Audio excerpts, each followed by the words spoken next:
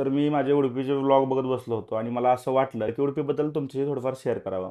उडुपी हे खूप सुंदर लोकेशन आहे. इथला निसर्ग, ही सिटीसुद्धा खूप सुंदर आहे. ज्यांना साउथ इंडियन फूड आवडतं त्यांच्यासाठी उडुपी म्हणजे जन्नत. आपण गोकर्ण मुर्डेश्वरला जातो, परंतु उडुपी हे मिस करतो. तर माझं मत असं आहे, की जर तुम्ही गोकर्ण मुर्डेश्वरला जात असाल, तर तुम्ही नक्कीच उडुपीला सुद्धा व्हिजिट करा.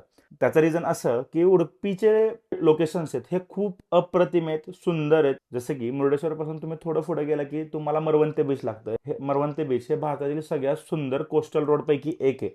त्या शेजारीच मरवंते आणि पदुकोणला जोडणारा कोल्लूरू नदीवरील जो ब्रिज आहे, तिथून तुम्हाला अप्रतिम विहंगम दृश्य पाहायला मिळतील.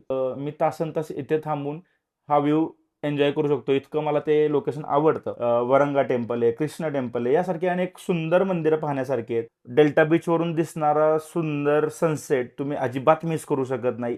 तुम्ही मॅंग्रोव्ह आयलंडची बोट राईड तसेच कायाकिंग करू शकता. आणि मेन म्हणजे उडुपीच्या थोडं पुढे गेला तर मुलकी हे सर्फिंगसाठी सगळ्यात सुंदर आणि सगळ्यात बेस्ट ठिकाण आहे, की जिथे तुम्ही सर्फिंग सुद्धा शिकू शकता.